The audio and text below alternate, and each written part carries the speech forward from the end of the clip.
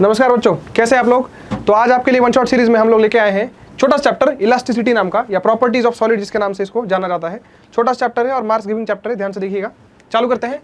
तो पहले हम देखेंगे इसमें इलास्टिसिटी। इलास्टिसिटी शब्द सुनते ही हमारे मन में ऐसे विचार आते हैं, रबर दिखता है हमें सामने, है ना। रबर रबर मतलब जो स्ट्रेच हो सकता है उसको हम रबर बोल देते हैं। तो हमें लगता है इलास्टिक प्रॉपर्टी मतलब स्ट्रेच होने की प्रॉपर्टी। ऐसा नहीं होता है। फिजिक्स में इलास्टिसिटी का मतलब कुछ और है, जनरल भाषा में इलास्टिसिटी का मतलब कुछ और है। समझते हैं पहले रिजिड बॉडी की डेफिनेशन क्या है। रिजिड बॉडी मतलब एक ऐसी बॉडी होती है जिसके अंदर जो है दोनों पार्टिकल के बीच का डिस्टेंस कभी भी चेंज नहीं होता। रोटेशन में भी आप पढ़ते हैं। हमारे लिए इस चैप्टर से मतलब है रिजिड बॉडी मतलब ऐसी बॉडी जो कंप्रेस कभी ना हो, है ना। अपने वॉल्यूम हमेशा उसका क्या रहे, कांस्टेंट रहे, डेंसिटी उसकी क्या रहे, कांस्टेंट रहे। ऐसी बॉडी को हम रिजिड, परफेक्टली रिजिड बॉडी बोलेंगे, जो कभी कंप्रेस या कभी एक्सपांड नहीं होती। उसके बाद एक इलास्टिक बॉडी। इलास्टिक बॉडी मतलब जिसको कंप्रेस, रियल बॉडी कंप्रेस भी हो सकती है, इलोंगेट भी हो सकती है ना। जैसे हमारे पास एक क्ले है, मान लो चिखल है अपने हाथ है कि नहीं, उसको दबाओगे तो उसका वॉल्यूम थोड़ा कम ज्यादा हो सकता है, इट्स पॉसिबल है कि नहीं। तो इस तरीके से जो है इलास्टिक बॉडी मतलब नॉर्मल बॉडी, है ना। इलास्टिक बॉडी का प्रॉपर्टी क्या है। इलास्टिक बॉडी मतलब ऐसी बॉडी जिसको अगर आप जो है इलोंगेट करोगे या कंप्रेस करोगे तो अपने ओरिजिनल शेप को वापस आ जाएगी, है कि नहीं। उसको हम क्या बोलते हैं, इलास्टिक बॉडी बोलते हैं। फॉर एग्जाम्पल, आपका अच्छा एग्जाम्पल रबर। रबर को आप स्ट्रेच करोगे तो स्ट्रेच हो जाएगा, और छोड़ दोगे तो अपनी ओरिजिनल वापस लेंथ पे आ जाएगा। तो कंप्रेशन भी अलाउड है और एक्सटेंशन भी अलाउड है, और ओरिजिनल जो है अपनी लेंथ पे वापस आती है body. The property by virtue of which body regains its original size and shape is called as elastic property. तो जो है अपने ओरिजिनल शेप पे वापस आने की प्रॉपर्टी रखते हैं उसको हम इलास्टिक बॉडी बोलेंगे। तो इलास्टिक बॉडी का आपका डेफिनेशन हो गया। Plastic body. प्लास्टिक बॉडी में जो है रिस्टोरिंग जो है शेप का कंसेप्ट नहीं होता। मतलब एक बार आपने जो है उसको क्या कर दिया, एक बार आपने उसको कंप्रेस कर दिया, डिफॉर्म कर दिया, तो उसी शेप में वो रहती है। चिखल का एग्जांपल लेते हैं। मड है, मड को बुक्की मारो ऐसे, है कि नहीं। बुक्की मारोगे तो उसके ऊपर निशान उमड़ जाएगा, है कि नहीं। फिर हाथ निकालोगे तो मड वापस नहीं आएगा, वैसे ही उसका इंप्रेशन बन जाएगा, सिक्का ऊपर जाएगा उसके ऊपर, है कि नहीं। तो इस तरीके से जो है अपने ओरिजिनल शेप से मड क्या हो गया, डिस्टर्ब हो गया, लेकिन वापस उस शेप पे अपने आप आ नहीं पाया, है कि नहीं। जैसे हमने फोर्स लगाना बंद कर दिया, मड का शेप कायम का वैसे ही हो गया, पर्टिकुलरली वैसे ही हो गया, है ना। तो इस तरीके से हम प्लास्टिक प्रॉपर्टी। प्लास्टिक प्रॉपर्टी मतलब ऐसी बॉडीज, है कि नहीं, जिनके अंदर वो क्षमता नहीं होती कि अपनी जो है ओरिजिनल शेप को वापस वो ओरिजिनल शेप में अपने वापस आ सके after removal of deforming forces. तो ये प्लास्टिक बॉडी हो गई। तो समझ में आया सबको। इलास्टिक बॉडी मतलब जो अपने ओरिजिनल शेप में वापस आ सकती है, दैट्स इलास्टिक। और एक बार जिसको जो है जिस तरह से मोड़ दिया वैसे ही जो रह जाती है, वापस नहीं आती, उसको बोलते हैं प्लास्टिक बॉडी। तो इन शब्दों का ध्यान से जो है मतलब समझिए। उसके बाद देखते हैं हम लोग कैलकुलेशन पे आते हैं। Physics is all about numericals. तो न्यूमेरिकल कैलकुलेशन के लिए आपने को लगेगा स्ट्रेस।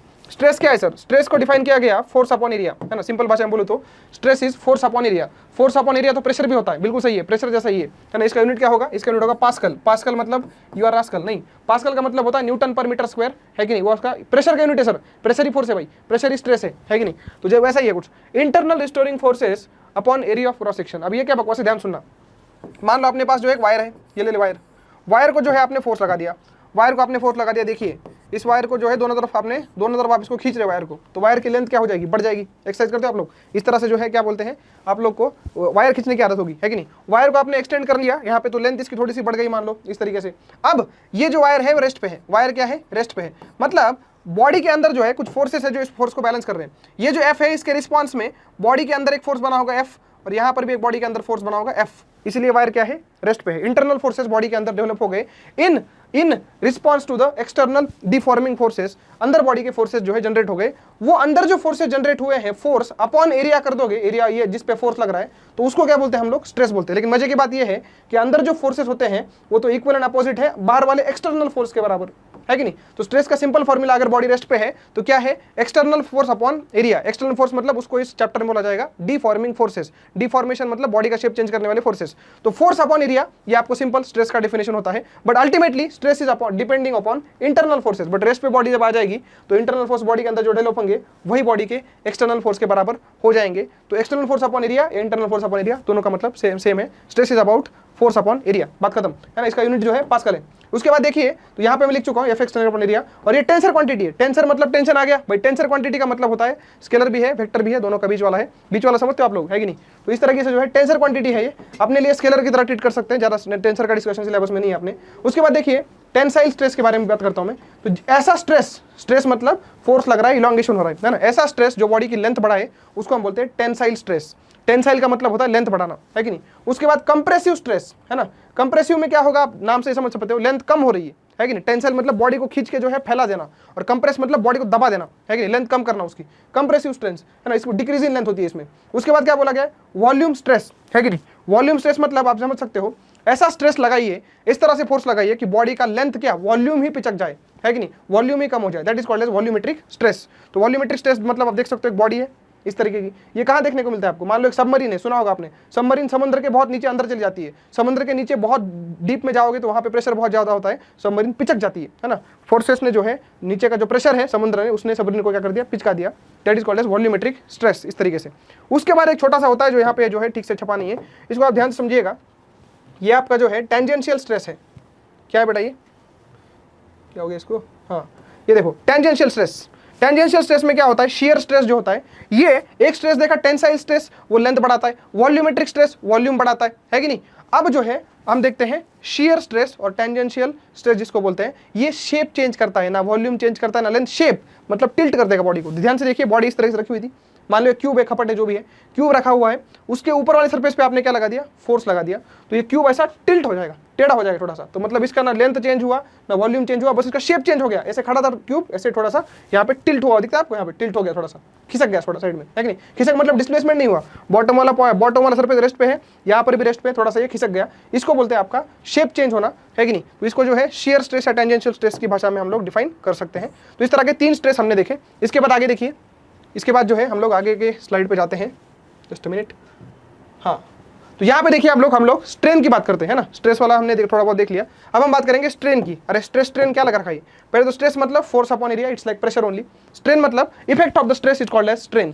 स्ट्रेस की वजह से क्या होता है, या तो बॉडी इलॉन्गेट होगी या तो बॉडी क्या हो जाएगी, कंप्रेस हो जाएगी। तो वो जो इफेक्ट आया, कितनी इलॉन्गेट झाली, कितनी बॉडी लेंथ बढ़ी, कितनी कमी झाली, उसका अकाउंट कौन करता है, स्ट्रेन नाम की प्रॉपर्टी यहाँ पे करती है। तो ratio of change in length, change in any dimension of the body upon original dimension, dimension मतलब लेंथ भी चेंज हो सकती है, change in length upon original length is called as tensile strain हो जाएगा, है कि नहीं। Change in area upon original area, वो एरियल स्ट्रेन हो जाएगा, एरियल मतलब कपड़े धोने वाला नहीं, एरिया वाला, है ना, है कि नहीं। वॉल्यूमेट्रिक स्ट्रेन क्या हो जाएगा, ध्यान से देखिए, वॉल्यूमेट्रिक स्ट्रेन मतलब change in volume upon original volume. तो चेंज अपॉन ओरिजिनल, जैसे फ्रैक्शनल चेंज हम निकालते हैं, that is basically what, strain. तो स्ट्रेन जो है रेशो है, किसका रेशो है, change in any dimension upon that dimension. तो उसका यूनिट नहीं होगा, दोनों डायमेंशन सेम ही होंगे, length upon length, change in length upon length जो भी है। तो ये यूनिटलेस क्वांटिटी है, कैसी है ये, यूनिटलेस, है ना, जैसे आप लोग होपलेस हो, जैसे ये क्या है, यूनिटलेस क्वांटिटी है, डायमेंशनलेस क्वांटिटी है। तो लॉन्जिट्यूडनल स्ट्रेन क्या होगा, change in length upon original length. Volumetric strain क्या होगा, change in volume upon original volume. और शियर स्ट्रेन को कैसे मेजर करेंगे, अब ऐसी तो कोई चीज नहीं होती, change in shape upon original shape, shape कोई प्रॉपर्टी नहीं है, शेप तो जो है क्वालिटी है, क्वांटिटी नहीं है वो, उसके लिए यहाँ पे डिफाइन किया गया। या इस ध्यान से देखिए, यहाँ पे जैसे हमने डिसाइड किया था कि देखा था कि ओरिजिनल डॉट डॉट वाला दिख रहा है आपको, ये ओरिजिनल शेप था बॉडी का, इसके ऊपर टेंजेंशियल फोर्सेस लगा के हमने इसको टेढ़ा कर दिया, तो ये कितना हिल गया, देखो 5 एंगल से जो है ये बॉडी टिल्ट हो चुकी है। कितने एंगल से, ध्यान से देखिए, 5 एंगल से। तो इस 5 को अगर हम छोटा एंगल माने और कैलकुलेट करें तो tan phi या phi is equal to arc length upon radius L/L आ जाएगा ना। तो शियर स्ट्रेन का डेफिनेशन होता है ये एंगल फाई, क्योंकि फाई अपना यूनिटलेस क्वांटिटी है। तो ये फाई को लिख सकते हैं अपन small L upon capital L. Small L क्या है sir, displacement of this edge, ये एज यहाँ से यहाँ तक चला गया, और ओरिजिनल जो है लैटिट्यूड उसका एल था, लैटिट्यूड है कि नहीं, हाइट। तो इस तरीके से जो है L/L tan phi है, ओरिजिनली फाई छोटा एंगल होता है, रेडियन में होता है, किसमें होता है, रेडियन में। इस एंगल को जो है हम लोग बोलते हैं शियर स्ट्रेन। बिल्कुल इसको याद रखें, शियर स्ट्रेन इज एंगल, है ना, कितने एंगल से वो टिल्ट हो गया, उसको कैलकुलेट करने का इस पीपीआई को आ चुके हैं, ध्यान से देखना, L/L। तो इस तरीके से 3 प्रकार के लॉन्जिट्यूडनल, वॉल्यूमेट्रिक और शियर स्ट्रेन मैंने आपको थोड़ा सा बता दिए। अब देखिए ध्यान से, strain along force is called longitudinal strain. मतलब आपने फोर्स एक्स एक्सिस पे लगाया है और चेंज इन लेंथ वॉल्यूम जो भी हो रहा है वो भी एक्स एक्सिस पे हो रहा है, तो उसको क्या बोलते हैं हम लोग, मतलब जिस तरफ फोर्स लग रहा है उसी तरफ इफेक्ट दिख रहा है, उसको हम लोग बोलते हैं, क्या बोलते हैं, लॉन्जिट्यूडनल स्ट्रेन। जिस तरफ फोर्स लगाया उसके परपेंडिकुलर अगर इफेक्ट दिख रहा है तो उसको हम बोलेंगे यहाँ पे लैटरल स्ट्रेन, यहाँ पे अपने को बोलना पड़ेगा, है ना, सिंपल सी बात है ना, डायरेक्शन वाइज है ये, डायरेक्शन वाइज थ्योरी वाला पॉइंट है। नेक्स्ट देखिए, ये जो है ग्राफ है, किसी भी बॉडी को अगर हम लोग, एक बॉडी दिखाता हूँ मैं आपको, ये बॉडी देख लो भाई, इस बॉडी को जो है टॉर्चर किया जा रहा है कि नहीं, टॉर्चर मतलब क्या सर, इसके ऊपर हम भयंकर फोर्स लगाएंगे, भयंकर फोर्स। देखिए ये जो वायर है कि नहीं, इस तरह का ये वायर है, इसको हमने जो है भयंकर फोर्स लगा दिया, तो फोर्स लगाओ भैया इसके ऊपर। तो फोर्स लगाने से क्या होगा सर, फोर्स लगाने से इस वायर की लेंथ बढ़ने लग जाएगी। इस वायर को, अरे बाप रे, फोर्स लगा के इसको जो है, एकदम लोहे का वायर था, है ना एकदम, और मेरे जैसा हाथ था 2.5 किलो का, तो इस तरह से जो है मैंने जो है अगर 2.5 किलो का हाथ से उस लोहे को ये कर दिया तो लोहे की लेंथ क्या हो जाएगी, बढ़ जाएगी, है कि नहीं। तो ध्यान से देखिए, फोर्स के कारण इतनी थोड़ी चेंज इन लेंथ आई है, डेल्टा एल इसको बोल देता हूँ मैं। तो एक ग्राफ बनाया गया, इन लोगों ने प्रॉपर्टी स्टडी करने के लिए ग्राफ बनाया गया। क्या ग्राफ बनाया सर, स्ट्रेस, बॉडी में कितना स्ट्रेस तैयार हुआ, फोर्स अपॉन एरिया, वर्सेस कितना इफेक्ट उसका आया, स्ट्रेन। इसका ग्राफ यहाँ पे जो है कितना स्ट्रेस डाला, कितना स्ट्रेन डाला, इसका हिसाब, इसका ग्राफ यहाँ पे जो है बना के दिखाया गया है किसी भी बॉडी का। तो यहाँ पे जनरली किसी भी टेंसाइल बॉडी का, किसी भी मेटल के लिए ग्राफ होता है ना, मेटल्स क्या, ऑब्जेक्ट के लिए ग्राफ होता है इस तरीके से। इसको देखा गया कि ग्राफ स्टार्ट्स फ्रॉम ओरिजिन, मतलब जब स्ट्रेस 0 था तो स्ट्रेन भी क्या था, 0 था। ऑब्वियस सी बात है, स्ट्रेस आएगा ही नहीं तो स्ट्रेन कहां से आएगा, फोर्स ही नहीं लगाओगे तो इलोंगेशन कहां से होगा। तो ग्राफ स्टार्ट्स फ्रॉम ओरिजिन। फिर क्या बोला गया कि स्ट्रेस जो है ओ से लेके ई पॉइंट तक, देखिए इस एरिया में स्ट्रेस और स्ट्रेन एक दूसरे को प्रोपोर्शनल है, इसलिए ग्राफ क्या बन रहा है, स्ट्रेट लाइन बन रहा है। प्रोपोर्शनल मतलब स्ट्रेस को आप लोग दुगना कर दोगे तो स्ट्रेन भी क्या हो जाएगा, दुगना हो जाएगा। स्ट्रेस को आधा कर दोगे स्ट्रेन भी आधा हो जाएगा। प्रोपोर्शनलिटी मेंटेन है। कहां तक मेंटेन है सर, तो इस पॉइंट तक, ई पॉइंट तक। ई का है, ई मतलब ये वाला जो स्ट्रेस है ना, ई वाला पॉइंट ग्राफ का, यहां तक stress is directly proportional to strain. Perfect straight line बन रही है। थोड़ा सा उसके आगे जाओगे, ये वायलेट वाला पोर्शन देखिए, तो आपकी प्रोपोर्शनलिटी थोड़ी बहुत डिस्टर्ब हो रही है, बट स्टिल हम बोल सकते हैं कि stress is proportional to strain. E point को बोलते हैं इलास्टिक लिमिट। ई पॉइंट को मतलब पॉइंट को थोड़ी बोलते हैं। ई पॉइंट पे जो है हमने जो स्ट्रेस देखा है, ई पॉइंट पे मतलब यहाँ पे ये जो वैल्यू है स्ट्रेस की, मान लो स्ट्रेस का यूनिट क्या है मैंने बताया आपको, पास्कल है ना, प्रेशर। तो मान लो यहाँ पे 15 पास्कल है, मान लो ऐसे 15 पास्कल का जो है आपने जो है स्ट्रेस लगा दिया बॉडी के ऊपर, है ना। वहां तक जो है बॉडी बोली कि यार ठीक है, मेरा स्ट्रेन जो है स्ट्रेस के प्रोपोर्शनल है। 15 बहुत ज्यादा हो गया, लेकिन 15 के बाद अगर जो है बॉडी क्या बोली, अब मैं प्रोपोर्शनलिटी मेंटेन नहीं करूंगी, है ना। तो मैक्सिमम स्ट्रेस कितना लग पाए हम लोग बॉडी पे, 15 लगा पाए, है कि नहीं। ये वाला पॉइंट 15, सॉरी ये वाला इलास्टिक लिमिट वाला, है ना, ये वाला 15 है। इलास्टिक लिमिट मतलब मैक्सिमम स्ट्रेस, इलास्टिक लिमिट मतलब वो वाला स्ट्रेस जिसके बाद प्रोपोर्शनलिटी मेंटेन नहीं रहेगी, है कि नहीं। तो maximum stress up to which Hooke's law is valid. Hooke's law क्या है भैया, अभी हुक्स लॉ मतलब proportionality, stress is proportional to strain, इसको बोलते हैं हुक्स लॉ। हुक्स लॉ कब तक वैलिड है, आपका इलास्टिक लिमिट तक। इलास्टिक लिमिट मतलब वो वाला स्ट्रेस जिसके बाद बॉडी को जो है stress is not proportional to strain, body का फिर कुछ और विचित्र चीज होता जाएगा। इस तरीके का जो है इलास्टिक लिमिट बोलते हैं। इलास्टिक क्यों बोला, इलास्टिक मतलब अगर आपने मान लो इस बॉडी का जो है 15 पास्कल का आपने स्ट्रेस लगा दिया, 15 पास्कल तक जो है इसको आपने फोर्स लगा दिया, 15 पास्कल तक इसको फोर्स लगा दिए, उसके बाद अचानक से आपने फोर्स छोड़ दिए, तो बॉडी अपना ओरिजिनल शेप क्या करेगी, गेन करेगी। कौन सी प्रॉपर्टी है, इलास्टिसिटी। लेकिन इसके बाद 15 के बाद अगर आपने ज्यादा स्ट्रेस लगा दिया तो बॉडी फट जाएगी, बॉडी के अंदर डिफॉर्मेशन परमानेंट आ जाएंगे, बॉडी वापस अपनी जगह पे नहीं आ पाएगी, तो प्लास्टिक प्रॉपर्टी उसकी चालू हो जाएगी। That is why elastic limit तक ही आप लोग किसी बॉडी पे जो है स्ट्रेस लगा सकते हो, ताकि वो बॉडी इलास्टिक जो है क्या बोलते हैं नेचर अपना शो करे, मतलब फोर्सेस को छोड़ देने के बाद वापस अपने शेप में आ सके। उससे ज्यादा मतलब इलास्टिक लिमिट से ज्यादा अगर आपने स्ट्रेस लगा दिए तो बॉडी जो है, बॉडी के अंदर परमानेंट डिफॉर्मेशन हो जाएगा और उसके बाद जो है बॉडी अपनी ओरिजिनल शेप में कभी वापस नहीं आ पाएगी, ठीक है ना। तो इस तरीके से एक पॉइंट आता है, मतलब स्ट्रेस बढ़ाने से क्या होता है, स्ट्रेस बढ़ाने से स्ट्रेन भी बढ़ता है। बट स्ट्रेस अगर बहुत ज्यादा बढ़ा दिया, इलास्टिक लिमिट क्रॉस हो गया, तो उसके बाद जो है प्रोपोर्शनलिटी मेंटेन नहीं होती और बॉडी का परमानेंट क्या हो जाता है, डिफॉर्मेशन हो जाता है। उसके बाद फिर से जो है आपने स्ट्रेस बढ़ा दिया, ऊपर जा रहे हैं हम ग्राफ में, ई पॉइंट से भी ऊपर चले गए, वाई पॉइंट तक चले गए, मतलब और स्ट्रेस आपने क्या कर दिया, बना दिया।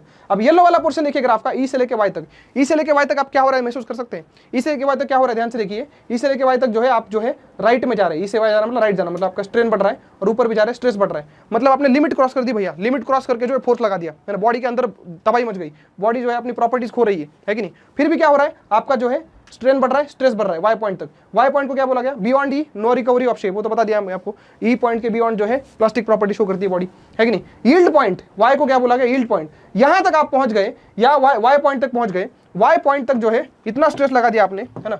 ये यील्ड पॉइंट का स्ट्रेस है, देखो ये वाई पॉइंट का, अगर ये वाला स्ट्रेस निकालो मैं, यील्ड पॉइंट का स्ट्रेस, इतना स्ट्रेस आपने लगा दिया। उसके बाद बड़ी इंटरेस्टिंग चीज होती है, ग्राफ नीचे आता है। ग्राफ नीचे आने का मतलब कि आपका स्ट्रेस तो कम हो रहा है, फिर भी स्ट्रेन क्या हो रहा है, बढ़ रहा है। मतलब बॉडी के अंदर इतनी वाट लग चुकी है कि स्ट्रेस कम होने को तैयार है, बट बॉडी एक बार जो है बहना चालू कर दी, इलोंगेशन करना चालू कर दी, रुकी नहीं रही है। हमने फोर्स निकाल दिया, फोर्स कम कर दिया, फिर भी बॉडी आगे चलती जा रही है, उसका इलोंगेशन जो है एक बार बहना चालू हो गया तो चालू हो गया, यील्ड हो रही है। यील्ड मतलब वहाने फ्लो करने, है कि नहीं। तो इस तरीके से जो है यहाँ से जो है बॉडी बिल्कुल पागल हो चुकी है। हमने फोर्स लगाना बंद कर दिया, फिर भी साली क्या कर रही है, एक्सपांड कर रही है कि नहीं। इतना हमने उसको डिस्टर्ब कर दिया है कि बॉडी अब इलोंगेट होकर रहेगी, तो इसको बोलते हैं फ्लो चल रहा है। उसके बाद हमने बोला फिर से स्ट्रेस बढ़ाएंगे, इसके बाद भी देखते हैं क्या होता है, बॉडी की पूरी वाट लगा देंगे, है कि नहीं। तो इसके बाद जो है हमने क्या कर दिया, वाई पॉइंट से भी ज्यादा स्ट्रेस लगाया, तो बी नाम का ब्रेकिंग पॉइंट आता है, जहां पे बॉडी तबाह हो जाती है, टूट जाती है, उसके में क्रैक आ जाता है ना। तो ये बी को जो है ब्रेकिंग पॉइंट बोलते हैं। तो ये मैंने आपको इतना सब क्यों बताया, थ्री पॉइंट बनते हैं भैया इसके ऊपर, है ना। ब्रेकिंग स्ट्रेस क्या है ना, इलास्टिक ब्रेकिंग स्ट्रेस मतलब वो वाला स्ट्रेन बी पॉइंट पे, वो वाला स्ट्रेस की वैल्यू मान लो 20 पास्कल है, 20 पास्कल का स्ट्रेस लगा दिया, बॉडी क्या हो गई, टूट गई, तबाह हो गई, उसके अंदर क्रैक्स आ गए,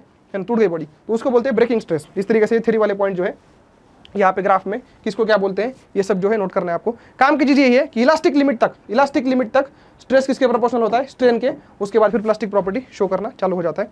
तो ये जो है छोटा सा एक्सप्लेनेशन था इसका। नेक्स्ट आगे बढ़ते हैं। और एक और चीज, ब्रेकिंग स्ट्रेस जो होता है जहां पे बॉडी टूट जाती है, उसी का एक और नाम है, क्वेश्चन में दिया रहता है, टेंसाइल स्ट्रेंथ इसको बोलते हैं। टेंसाइल स्ट्रेंथ मतलब वही वाला स्ट्रेस जिसके ऊपर जो है बॉडी क्या हो जाएगी, टूट जाएगी। तो इसके नाम याद रखना, क्वेश्चन में काम आएंगे। हुक्स लॉ क्या बोलता है, जैसे मैंने अभी बोला आपको, है ना, विद इन इलास्टिक लिमिट, मतलब बॉडी की लिमिट अगर आप क्रॉस नहीं करोगे, बॉडी पे छोटे छोटे फोर्सेस लगाओगे, विद इन इलास्टिक लिमिट जो है ना, स्ट्रेस किसके प्रोपोर्शनल है, स्ट्रेन के।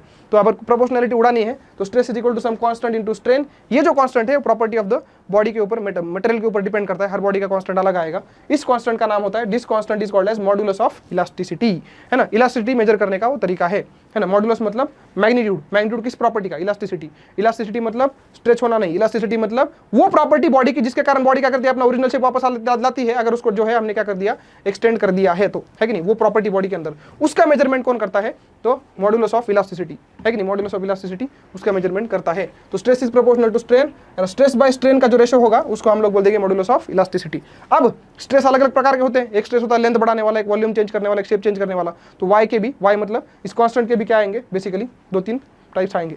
तो पहले बात करते हैं यंग्स मॉडुलस की। यंग्स मॉडुलस किसका अकाउंट लेता है, यंग्स मॉडुलस वो कांस्टेंट है जो चेंज इन लेंथ का अकाउंट लेता है। चेंज इन लेंथ मतलब हम किस तरह के स्ट्रेस लगा रहे हैं बॉडी के ऊपर, लॉन्जिट्यूडनल स्ट्रेस, मतलब बॉडी की लेंथ बढ़ाने की कोशिश हो रही है, लॉन्जिट्यूडनल स्ट्रेस, और उसका इफेक्ट क्या आएगा, लॉन्जिट्यूडनल स्ट्रेन मतलब बॉडी की लेंथ बढ़ेगी। स्ट्रेस बाय स्ट्रेन, लॉन्जिट्यूडनल उनका रेशो जो होता है उसको हम बोलते हैं यंग्स मॉडुलस। हर बॉडी का यंग्स मॉडुलस अलग आता है। इस पेन का यंग्स मॉडुलस अलग आएगा, लोहे का यंग्स मॉडुलस अलग आएगा, आपकी उंगली अगर काट के जो है फोर्स लगा दिए उसका यंग्स मॉडुलस क्या आएगा, अलग आएगा। हर बॉडी की चेंज इन लेंथ जो है अलग अलग होती है according to the stress generated in the body. तो इस तरीके से ये जो रेशो होता है longitudinal stress upon longitudinal strain, it's a property of material, है ना। आयन का स्ट्रेस, आयन का वाई अलग होगा, कॉपर का वाई अलग होगा, आपका वाई अलग होगा। तो इस तरीके से अलग अलग वाई होते हैं। तो लॉन्जिट्यूडनल स्ट्रेस, स्ट्रेस का फॉर्मूला क्या है, फोर्स अपॉन एरिया, है कि नहीं।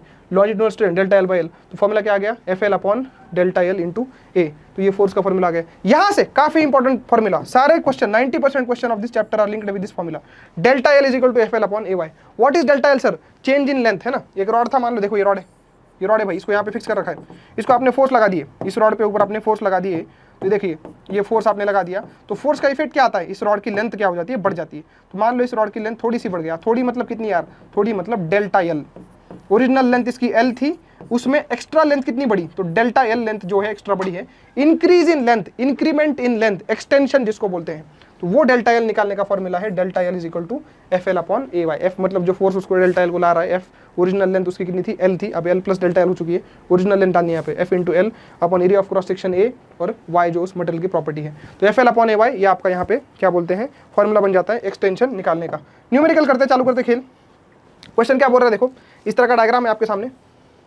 क्वेश्चन में बोल रहा है कि ये जो है रॉड लगा रखे, कितने रॉड है भाई, 3 रॉड है। देखो कैसे पता चला 3 रॉड है, 3 अलग अलग यंग्स मॉडुलस दे चुके हैं। पहला रॉड 0.1 मीटर का, 10 सेंटीमीटर का, दूसरा 20 सेंटीमीटर का, तीसरा 15 सेंटीमीटर का। इस तरीके के 3 रॉड आपके सामने रखे हुए हैं। पहले का यंग्स मॉडुलस ये है, दूसरे का ये है, तीसरे का ये, 3 अलग अलग रॉड है। मासलेस रॉड है, मासलेस रॉड मतलब आपको जो है टेंशन हर जगह पे सेम रहने वाला है। इसको नीचे कितना खींचा जा रहा है, 10 किलो का मास लटका दिया, 10 किलो का जो है बॉल लटका दिया, तो 100 न्यूटन का फोर्स इसको क्या कर रहा होगा, नीचे खींच रहा होगा। इसके कारण तीनों जो है क्या बोलते हैं आपके रॉड क्या हो जाएंगे, एलोंगेट हो जाएंगे, है कि नहीं। हमें पूछा गया what is a shift in the point B C D, rod elongate होगा तो बी नीचे आएगा, सी भी नीचे आएगा, और डी भी क्या आएगा, नीचे आएगा। तो कितना नीचे आएगा वो निकालना है कि नहीं। सिंपल सा क्वेश्चन है, ध्यान से देखिए। इसको जो है हम लोग करते हैं अभी। तो देखिए आंसर में पॉइंट बी का जो है हम लोग क्या करते हैं, पहले इलोंगेशन निकालते हैं, है कि नहीं। पॉइंट बी को जो है आप ध्यान से देखिए, तो ये जो है इसका आंसर देखिए आप लोग। तो हमें क्या निकालना है, बी पॉइंट का शिफ्ट निकालना है। तो डेल्टा एल बी मतलब shift in length of the B, है ना, increase in length of the B, B point कितना हिला। तो ये जो है फॉर्मूला क्या है, F L upon A Y. इसमें फोर्स क्या लोगे, फोर्स तो सब जगह सेम है, 100 न्यूटन का लग रहा है, हमने देख लिया। एल क्या है भाई, लेंथ ऑफ द रॉड, कौन सा रॉड इलोंगेट हो रहा है, ध्यान से देखिए यहाँ पे कौन सा रॉड इलोंगेट हो रहा है कि नहीं। तो ए बी रॉड दिख रहा है आपको, बी पॉइंट का शिफ्ट निकाल रहे हैं हम लोग, ए बी रॉड इलोंगेट हो रहा है। ए बी रॉड की लेंथ कितनी है बेटा, 0.1, तो लेंथ की वैल्यू रखोगे आप लोग 10 सेंटीमीटर मतलब 0.1। तो एल की वैल्यू आपने डाली 0.1। एरिया तो सबका सेम है, क्रॉस सेक्शन में दिया हुआ है, एरिया कितना दिया, 10⁻⁻⁷। वाई किसका लिखोगे, जिसका एक्सटेंशन हो रहा है, किसका एक्सटेंशन हो रहा है, ए बी रॉड का एक्सटेंशन हो रहा है, उसका वाई डाल दोगे तो आपको निकल के आएगा यहाँ पे कितना आ रहा है भाई, ये आ रहा है 4 mm। तो बी पॉइंट जो है उसमें जो है, बी पॉइंट में क्या सिंपल भाषा में बोलो तो ए बी रॉड कितने से एक्सपांड हुआ, 4 mm से। मतलब बी पॉइंट कितने नीचे, ए पॉइंट तो फिक्स है वो नहीं हिल सकता, बी पॉइंट कितने से नीचे आया होगा, 4 mm से बी पॉइंट आपका यहाँ कैलकुलेशन वाइज नीचे आया होगा। अब ध्यान से देखना, अब आपको इंटरेस्ट है सी पॉइंट में। सी पॉइंट का जो है आपको क्या निकालना है, एक्सटेंशन निकालना है। तो ध्यान से देखना, पहले आपको बीसी रॉड दिख रहा है, ए बी रॉड का तो निकाल लिया, 4 mm एक्सटेंशन हो रहा है। बीसी रॉड को देखिए, बीसी रॉड में कितना फोर्स है, सब जगह बोल चुका हूं यार, सब जगह 100 न्यूटन का फोर्स है। तो बीसी रॉड की लेंथ कितनी है, बीसी रॉड की लेंथ 0.2। तो फोर्स की जगह 100 डालो, लेंथ की जगह 0.2 डालो, और उसका एरिया तो सबका सेम है। और वाई जो है इसके डालो, बीसी रॉड का वाई देखो 4 × 10⁻10 ये वाई है कि नहीं, 10⁻+10 है वो सब डालने के बाद आपको बीसी रॉड का एक्सटेंशन मिलेगा। बीसी रॉड का एक्सटेंशन अगर आप निकालोगे तो आपको सामने आएगा, है ना। बीसी रॉड का एक्सटेंशन देखो, delta L B C, extension in the rod BC, उसकी वैल्यू निकल के आएगी 5 mm, और पुराना वाला 4 mm, टोटल एक्सटेंशन कितना हो जाएगा 9 mm, जिसके कारण जो है आपका पॉइंट जो है सी कितना 9 mm से नीचे आ जाएगा। फिर से बता रहा हूं, ध्यान से देखना, ए बी रॉड में एक्सटेंशन आया 4 mm, BC रॉड में एक्सटेंशन आया 5 mm, तो दोनों का मिला के C पॉइंट कितना नीचे गया 9 mm, वो यहाँ पे लिखा हुआ है आपको, ठीक है। उस तरीके से जो है आप C का निकाल सकते हो। C का जो है क्या बोलते हैं CD रॉड जो दिख रहे हो, CD रॉड, इसका कैलकुलेट आप कर लेना। CD रॉड का आंसर आता है 15 mm से एक्सटेंड हो गया, तो ये दोनों जो है मिलकर 9 हुए थे, ये 15, टोटल D पॉइंट कितना नीचे जाएगा 24 mm से नीचे जाएगा। इस तरीके से जो है अलग अलग रॉड्स के अलग अलग एक्सटेंशन आप लोग निकाल सकते हो। उसके बाद देखिए extension of rod due to its own weight. एक रॉड देख लो, ये रॉड है, इसको लटका दिया नीचे, है ना। अब ये तो छोटा सा रॉड है, बट इसका कुछ तो मास है ना बेटा, इसको लटकाया तो mg फोर्स लग रहा है नीचे, तो रॉड को जो है इलोंगेट कर रहा है वो खुद रॉड का mg फोर्स, रॉड के ऊपर नीचे mg जो ग्रेविटी जो है, इस रॉड को कौन नीचे खींच रहा है, धरती माता ग्रेविटी खींच रही है नीचे, मतलब फोर्स लगा रही है ना, तो इलोंगेशन थोड़ा सा एकदम निग्लिजिबल होगा लेकिन होगा। तो इस तरीके से extension of rod due to its own weight, खुद के वेट की वजह से एक्सटेंशन। देखिए आप लोग, ये पॉइंट है, यहाँ पे कितना फोर्स लग रहा है, mg फोर्स लग रहा है पूरा का पूरा। ये पॉइंट पे टेंशन निकालेंगे रॉड के अंदर, है ना, तो कितना आएगा, इस पॉइंट पे टेंशन 0 आएगा। एनएलएम में हम पढ़ते हैं बॉटम वाले पॉइंट पे टेंशन 0 होता है, ऊपर mg होता है, तो एवरेज फोर्स हम लेते हैं mg/2 सेंटर ऑफ मास पे लगेगा, है कि नहीं। उसको अगर फोर्स के फॉर्मूला में डालेंगे तो डेल्टा एल आएगा। Delta is equal to force की जगह mg/2 आधा फोर्स डाल दो, है ना, क्योंकि ऊपर 0 है नीचे mg है, तो एवरेज ले लो mg/2, ये सब डालो तो आपको मिलेगा mg/2 इंटू l/ay। तो इस तरीके से डेल्टा एल आता है mg/2 πr²y। πr² क्या है, एरिया डाला यार, एरिया ऑफ क्रॉस सेक्शन को πr², r is radius of the wire diameter जो भी है, लेकिन ये वायर है ना अपने पास, ये सिलेंड्रिकल वायर, इसकी रेडियस होगी ना कुछ तो स्मॉलर, तो वो डालिए। तो इस तरीके से जो है चेंज इन लेंथ का फॉर्मूला आपको याद रखना है, रट्टा मारना है, डायरेक्ट क्वेश्चन आता है। क्या फॉर्मूला है, mass of the rod into g into length of the rod upon 2 πr²। r is what, diameter of the rod, है कि रॉड का जो डायमीटर होगा वो, और y मतलब Young's modulus of the rod का मटेरियल जो भी होगा, है कि नहीं। स्टील का होगा तो स्टील का y डाल देंगे। इस तरीके से जो है चेंज इन लेंथ निकाल सकते हैं खुद की वेट की वजह से। एक और चीज देखो, एक्सिस है और रॉड को एक्सिस के अबाउट घुमा रहे हैं, ये एक्सिस है ऐसे, और रॉड को एक्सिस के अबाउट क्या कर रहे हैं, घुमा रहे हैं, है ना। तो मान लो ये एक्सिस है, यहाँ पे इमेजिनरी एक्सिस देखो, यहाँ पे एक वर्टिकल इमेजिनरी एक्सिस है, ये रॉड ऐसे घूम रहा है इसके अबाउट, देख पा रहे हैं आप लोग, ये रॉड ऐसे घूम रहा है ना। तो रॉड घूमने की वजह से सेंट्रीफ्यूगल फोर्स लगेंगे बाहर की तरफ ऐसे, तो रॉड का क्या हो जाएगा, एक्सटेंशन हो जाएगा। उसको निकालने का तरीका यहाँ पे दिखा रहा हूँ मैं आपको, बहुत अच्छा क्वेश्चन है, ध्यान से देखना। तो रॉड जो है आपका घूम रहा है इस तरीके से, है ना, रॉड घूम रहा है, तो मैं जाता हूँ क्या करता हूँ, यहाँ से x दूरी पे जाके डेल्टा x लेंथ का एक एलिमेंट यहाँ पे कंसिडर करता हूँ, है ना, डेल्टा x नाम का एलिमेंट यहाँ पे कंसिडर करता हूँ, x दूरी पे जाके डेल्टा x। आप देख सकते हो कि ये क्या करेगा बेटा, इसका क्या होगा मतलब ये जो है मोशन कौन सा करेगा, ये मोशन आपको सर्कुलर मोशन करता हुआ दिखेगा। ये पॉइंट जो है रॉड का ऐसे घूम घूम के सर्कुलर मोशन कर रहा होगा, तो इसके ऊपर सेंट्रीपिटल फोर्स होना चाहिए, है ना। यहाँ पे टेंशन अगर T बोलता हूँ तो इस साइड टेंशन होना चाहिए T प्लस dt, है ना, tension always away from the body, है कि नहीं। यहाँ पे dt निगेटिव आ जाएगा क्योंकि यहाँ पे जो है टेंशन T लग रहा होगा, और यहाँ पे मैंने टेंशन क्या बोला है, T प्लस dt बोला है ना, बट मुझे पता है नेट फोर्स अंदर की तरफ आना चाहिए सेंट्रीपिटल, तो T प्लस dt मतलब dt आपका क्या हो जाएगा, निगेटिव हो जाएगा। एनीवेज, तो dt की वैल्यू आती है dm ओमेगा स्क्वायर x। ये कहाँ से निकला भाई, dt is that extra tension which is providing the centripetal force, और सेंट्रीपिटल फोर्स का फॉर्मूला है m omega square r। m मतलब इसका मास dm ओमेगा स्क्वायर तो घूम रहा है, x मतलब इसकी रेडियस कितनी है बेटा सर्कल की, x है, तो dt आ जाएगा dm ओमेगा स्क्वायर x, है ना। dt के यहाँ पे जो है हम लोग माइनस लगा देंगे। सर माइनस क्यों लगाया बेटा, ध्यान से देखिए, अगर आप देखो तो ये माइनस क्यों लगाया, क्योंकि dt क्या है, निगेटिव है ना, चेंज इन लेंथ। यहाँ पे टेंशन अगर 15 होगा तो यहाँ पे 15 से थोड़ा सा कम होगा, तो चेंज 15 मतलब 14.99 होगा, तो dt क्या आ जाएगा 14.99 माइनस 15 मतलब निगेटिव आ जाएगा। तो वो निगेटिव हटाने के लिए पहले निगेटिव लगा दिया, तो minus dt is equal to, है ना, dm लिख दिया, dm मतलब मास ऑफ दिस एलिमेंट। इस एलिमेंट का मास कितना होगा, तो इसका वॉल्यूम कितना होगा बेटा, एरिया इंटू dx, इसका वॉल्यूम हो जाएगा area into dx, density into volume करेंगे तो मास आ जाएगा ओमेगा स्क्वायर x तो है ही। इसको फिर आप इंटीग्रेट करेंगे, dt मतलब चेंज इन, कहाँ से कहाँ इंटीग्रेट करना है, ये एलिमेंट पहले यहाँ पे होगा x इक्वल टू 0 से लेके x इक्वल टू l तक, x इक्वल टू 0 से लेके, है कि नहीं। ये क्या कर दिया इन्होंने, क्या निकालना है, rod of mass ml, find total extension in the rod, है कि नहीं। तो dt जो है, dt का अपने निकालना है ना, एक मिनट, dt को जो है इंटीग्रेट करना है अपने को, ओके, dt t के लिमिट्स यहाँ पे हम लोग लगाएंगे, गड़बड़ हो गई है यहाँ पे, ओके चलो ठीक है, मैं समझ गया। यहाँ पे जो है ये सॉल्यूशन जिन्होंने बनाया है, मतलब मैंने कॉपी किया एक नोट से, वहाँ पे जो है उन्होंने पहले एक्सटेंशन नहीं निकाला, टेंशन का फंक्शन निकाला है। They are not solving for extension, simple भाषा में तो टेंशन निकालते हैं पहले, है ना। dt का तो जो फॉर्मूला बना लिया, dt का formula rho A omega square x into dx। अब मुझे निकालना है tension as a function of x, पहले मैं काम कर रहा हूँ, tension as a function of x निकालना है मेरे को। क्या करूँ फिर मैं सर, तो आप देखिए यहाँ पे, है कि नहीं, आप लोग अगर लिमिट जो है यहाँ से लेके यहाँ तक लोगे एंड तक, तो आपको tension as a function of x नहीं मिल पाएगा। मतलब ये वाला पॉइंट अपने को लिमिट में रखना पड़ेगा, ये वाला पॉइंट लिमिट में रखना पड़ेगा, क्योंकि उसमें x आता है और x आएगा तो फॉर्मूला आएगा, फिर आंसर जो है निकालने में हेल्प होगी। यहाँ का टेंशन निकालने के लिए इस पॉइंट को रखना पड़ेगा। तो एक लिमिट रखा है हमने यहाँ पे, जो है क्या बोलते हैं, जहाँ पे क्या बोलते हैं आपका x, एक यहाँ से लेके एंड तक, है ना, एक x वाला लिमिट यहाँ इनिशियल पॉइंट होगा, आपके इनिशियल पॉइंट से फाइनल पॉइंट तक रखा है ना, ये वाला देखिए।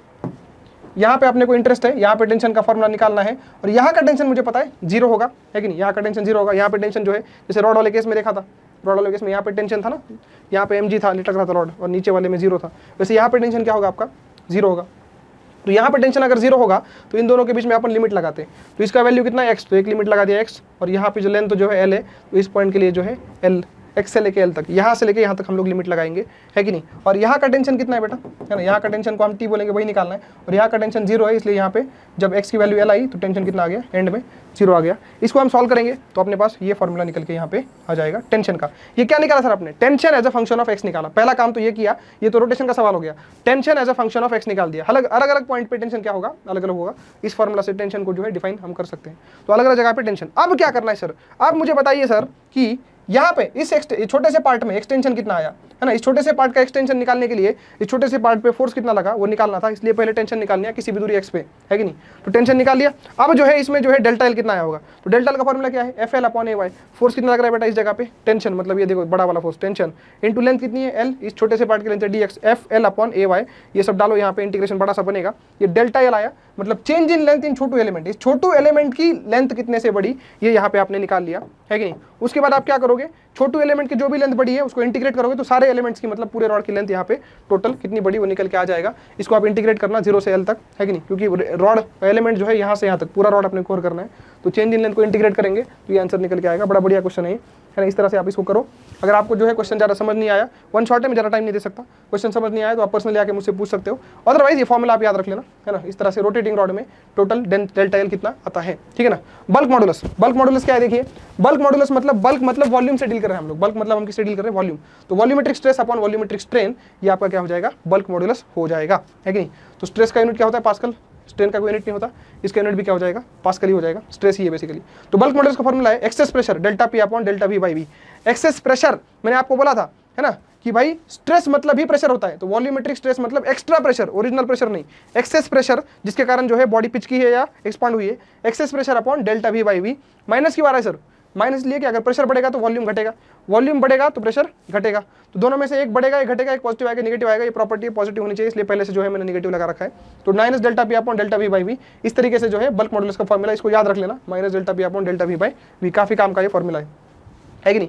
Beta is always positive, property है वो तो हो गया। Beta equal to P for isothermal process, मतलब एक्सेस प्रेशर, है कि नहीं। एक्सेस प्रेशर जो है डेल्टा पी है, बीटा की वैल्यू। अगर गैस की बात करें हम लोग, ये तो किसके लिए हो गया बेटा, ये सॉलिड्स के लिए हो गया। सॉलिड के लिए एक्सेस प्रेशर निकालना, वॉल्यूम चेंज निकालना, वो सब आम बात है। ये नीचे वाला किस लिए लिखा है, गैसेस के लिए। अगर गैस की बात करें तो बीटा ही क्या होता है, प्रेशर होता है। For any ideal gas beta ही उसका क्या होता है, प्रेशर होता है। अगर प्रोसेस कौन सी चल रही हो, आइसोथर्मल प्रोसेस। प्रोसेस कहां से आ गई भाई, क्या हो रहा है देखना भाई, स्ट्रेस लग रहा है, वॉल्यूम हो रहा है, मतलब वॉल्यूम कम ज्यादा गैस के साथ कुछ तो हो रहा है ना, वॉल्यूम बढ़ रहा है, वॉल्यूम घट रहा है। तो वो प्रोसेस जो हो रही है वो अगर आइसोथर्मल है तो बीटा ही क्या आ जाएगा, पी आ जाएगा। और वो अगर एडियाबैटिक प्रोसेस है तो बीटा ही आ जाएगा gamma times P. Gamma is adiabatic ratio of the that gas, है कि नहीं, सीपी बाई सीवी। तो इस तरीके से जो है इसको इस डेटा को याद रखिए। नेक्स्ट आइए, कंप्रेसिबिलिटी, रेसिप्रोकल लेना है बीटा का, that is called as compressibility. Beta का रेसिप्रोकल करो, कंप्रेसिबिलिटी आ जाएगी। जैसे रेजिस्टेंस का कंडक्टेंस होता है उल्टा, वैसे ये कुछ। मॉडुलस ऑफ रिजिडिटी, ध्यान से देखिए, है ना। हमने पहले देखा Young's modulus, that is tensile stress upon tensile strength. फिर हमने देखा बीटा, बीटा मतलब bulk modulus, that is volumetric stress upon volumetric strain. अब हम देखेंगे शेप चेंज वाला, है ना। तो यहाँ पे देखिए modulus of rigidity, that is shear stress upon shear strain. Shear stress का formula tangential force upon area, और स्ट्रेन का फॉर्मूला एंगल था ना फाई, tan फाई, वही है फाई। तो इसको आप याद रखेंगे, फाई इज इन रेडियन, ये भी काम का है। ईटा नाम है इसका, मॉडुलस ऑफ रिजिडिटी इसको बोलते हैं। 3 मॉडुलस देखिए, लेंथ वाला कौन सा था, यंग्स मॉडुलस, है ना। ये वॉल्यूम वाला कौन सा था, बल्क मॉडुलस। और ये कौन सा है, रिजिडिटी, शेप वाला, मॉडुलस ऑफ रिजिडिटी। इस तरीके से पॉइजन रेशो, जहरीला रेशो भाई, पॉइजन रेशो आ गया। ये क्या है पॉइजन रेशो, पॉइजन रेशो मतलब क्या है, देखो बेटा, मान लो मेरे पास जो है क्या बोलते हैं, ये एक है क्या, ये भाई एक वायर है मान लो, है कि नहीं, सिलेंड्रिकल वायर है, एक सिलेंड्रिकल वायर है, ये वाला, इस पेन को सब लो, सिलेंडर है। अगर मैं इसकी लेंथ बढ़ा दूंगा तो इसका एरिया कम हो जाएगा, क्या बोलते हो, वॉल्यूम सेम रखना है। अगर मैं इसको स्ट्रेच करूंगा, इसकी लेंथ बढ़ जाएगी तो इसका ये क्रॉस सेक्शन एरिया क्या हो जाएगा, कम हो जाएगा। लेंथ बढ़ेगी तो कुछ तो कम होना चाहिए ना, वॉल्यूम तो सेम रखना है। तो लेंथ तो बढ़ गई तो क्या हो जाएगा, आपका एरिया क्या हो जाएगा, कम हो जाएगा, है कि नहीं। मतलब लेंथ बढ़ने से एरिया क्या होता है, आपका क्रॉस सेक्शन कम होता है। इसको जो है कितना लेंथ बढ़ने से कितना एरिया कम हुआ, इसको निकालने का तरीका है पॉइजन रेशो। पॉइजन रेशो में आप देख सकते हो, आपके पास जो है क्या बोलते हैं, ये एक सिलेंडर है ना, ये डॉटेड वाला ओरिजिनल सिलेंडर है, ध्यान से देखना, डॉटेड वाला ओरिजिनल सिलेंडर है। इसकी लेंथ कितनी है सर, ओरिजिनल सिलेंडर की लेंथ एल है। इसको हमने जो है स्ट्रेच कर दिया, इसकी लेंथ कितने से बढ़ा दी, डेल्टा एल से। लेंथ बढ़ी तो क्या कम होगा, एरिया। तो आप देख सकते हो ओरिजिनल रेडियस आर थी, अब रेडियस हो चुकी है R minus D R. D R से रेडियस क्या हो चुकी है, कम हो चुकी है। तो ओरिजिनल रेडियस आर थी बेटा, और आर माइनस डी आर अब रेडियस बची है, मतलब डी आर से रेडियस कम हुई है। डेल्टा एल तो मिल गया, लेंथ तो बढ़ गई बट रेडियस क्या हो गई, कम हो गई। डेल्टा एल जो है लेंथ बढ़ गई और डेल्टा आर से रेडियस क्या हो गई, कम हो गई, है ना। तो इस तरह से जो है पॉइजन रेशो का खेल होता है। अब इसका फॉर्मूला देख लो, पॉइजन रेशो मतलब lateral strain upon longitudinal strain, है ना। लैटरल स्ट्रेन मतलब फोर्स कहाँ लगाया तुमने, फोर्स लेंथ वाइज लगाया था, तो change in length I delta L, that is your lateral sorry longitudinal strain, और उसके परपेंडिकुलर रेडियस में जो इफेक्ट आया that is your lateral strain. तो उसका जो रेशो होता है dr/r क्या होगा, है ना, फ्रैक्शनल चेंज इन रेडियस, मतलब ये क्या बोलते हैं, स्ट्रेन बोलते हैं उसको। ये कौन सा स्ट्रेन है बेटा, lateral strain upon longitudinal strain. तो ये जो रेशो होता है उसको बोलते हैं हम लोग सिग्मा पॉइजन्स रेशो, है कि नहीं। तो सिंपल फॉर्मूला याद रख लेना, fractional change in radius upon fractional change in length, या इसी को बोलते हैं रेडियस का स्ट्रेन अपॉन लेंथ का स्ट्रेन। इस तरीके से रेशो ले लो, खत्म करो खेल। तो इस तरीके से आता है क्वेश्चन। देखिए compressibility of a water is इतना इतना, तो बीटा दिया है। कॉम्प्रेसिबिलिटी मतलब क्या होता है, 1/बीटा होता है ना, है कि नहीं, क्या बोलते हो, कॉम्प्रेसिबिलिटी 1/बीटा, है ना। तो इसको रेसिप्रोकल करोगे तो बीटा आ जाएगा। Find depth of ocean eight which density of water is 1% greater than the surface. हम सब जानते हैं कि ओशन के अंदर भयंकर प्रेशर होता है, सब लोग जानते हैं, सबमरीन फटफट जाती है। तो ओशन के अंदर अगर हम नीचे जाएंगे तो प्रेशर ज्यादा होता है, मतलब दब जाता है वाटर, तो डेंसिटी क्या होती है, बढ़ जाती है। तो क्या बोल रहा है, 1% से डेंसिटी जो है बढ़ानी है, तो वो वाली हाइट, कितना हाइट पानी के अंदर घुसोगे तो इतना प्रेशर बनना चाहिए कि 1% से डेंसिटी वाटर की हो जाए, बढ़ जाए। वाटर की डेंसिटी होती कितनी है वैसे, 1 ग्राम पर सीसी, उसमें 1% बढ़ाना है। तो इस तरीके से तो हम जानते हैं कि रो जो है इज प्रोपोर्शनल टू 1/v, है ना। मास तो सेम रहता है, mass is constant, density is inversely proportional to volume. तो यहाँ से आप देख सकते हो d rho by rho is equal to minus dy by, है ना। तो यहाँ से आप देख सकते हो d rho by rho is what, fractional change in density.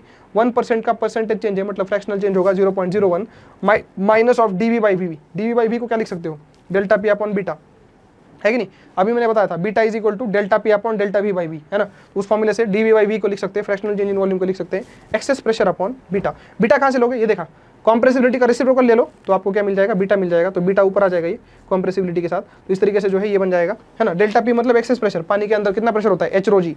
तो एक्सेस प्रेशर की जगह एच रो जी डाल दिया, है ना। बीटा की जगह ये वैल्यू डाल दी, 1/बीटा की जगह ये वैल्यू डाल दी यहाँ पे, है कि नहीं। और आपको जो है डी रो बाई रो दिया ही है उन्होंने, तो यहाँ से एच निकल के आ जाएगा 2 किलोमीटर। तो 2 किलोमीटर नीचे जाओगे पानी के तो 1% से डेंसिटी आपकी क्या हो जाएगी, इंक्रीज हो जाएगी। नेक्स्ट देखिए, अब देखिए ध्यान से, रॉड और स्प्रिंग का इंटरचेंज, है ना। हमने अभी देखा कि यार स्प्रिंग क्या करती है, स्प्रिंग क्या होती है, याद करो, स्प्रिंग आती है, स्प्रिंग को फोर्स लगाया तो स्प्रिंग क्या हो जाती है, उसमें एक्सटेंशन आता है एक्स का, है ना। वर्क डन होता है हाफ के एक्स स्क्वायर, फोर्स आता है फिजिकल टू के एक्स, वो सब होता है ना। तो स्प्रिंग क्या होती है, स्प्रिंग की लेंथ बढ़ती है। वैसे ही रॉड का, यार रॉड को भी फोर्स लगाया, रॉड के अंदर भी एक्सटेंशन आता है डेल्टा एल का। तो रॉड और स्प्रिंग दूसरे में कन्वर्ट हो सकते हैं। तो एक रॉड है, उसमें आपने फोर्स लगाया तो लेंथ एल से कितनी बढ़ गई, डेल्टा एल से बढ़ गई, है कि नहीं। इट्स लाइक ए स्प्रिंग, है ना, वो भी डेल्टा एल से बढ़ती है फोर्स लगाने पर। तो रॉड को अगर स्प्रिंग में कन्वर्ट करना है तो के जो होता है ना, स्प्रिंग का के का stiffness, force constant of the spring, उसको कैसे लिखते हैं, तो के का फॉर्मूला होता है YA अपॉन एल, याल YA अपॉन एल। Y मतलब यंग्स मॉडुलस, A मतलब area of cross section, L मतलब लेंथ ऑफ द रॉड। तो रॉड को कन्वर्ट कर सकते हैं स्प्रिंग में, कैसे कन्वर्ट करेंगे, तो रॉड की डायग्राम की जगह स्प्रिंग बना देंगे भाई, और स्प्रिंग का के कितना लिखेंगे, तो YA upon L, YA upon L, ये सब डाल के यहाँ पे अपन को जो है रॉड को स्प्रिंग में कन्वर्ट करना आ जाएगा। ध्यान से देखिए, यहाँ पे 2 रॉड लगा रखे हैं, है ना। 2 रॉड की जगह में 2 स्प्रिंग लगा सकता हूँ। दोनों स्प्रिंग किस में बेटा, सीरीज में। सीरीज में के इक्विवेलेंट कैसे निकालते हैं, देखो K1 K2 upon K1 plus P2, और K1 K2 कैसे लिखोगे, K1 आएगा Y1 A1 L1, YAL है ना, Y1 A1 upon L1 K1 आएगा, और नीचे वाला जो है आपका K2 आएगा Y2 A2 अपॉन L2। तो इस तरीके से रॉड को हम लोग कन्वर्ट कर सकते हैं स्प्रिंग में। फिर इसको मास लगा दो नीचे, कितना एक्सटेंशन आया, ऐसे क्वेश्चन बहुत टाइम पास होते हैं। कन्वर्जन ध्यान से लिख लेना, है ना। के इक्विवेलेंट आ जाएगा, मतलब इस डायग्राम का इक्विवेलेंट ये बन जाएगा, एक सिंपल इस तरीके से। Next, work done in stretching the wire, ये बहुत इंपॉर्टेंट है।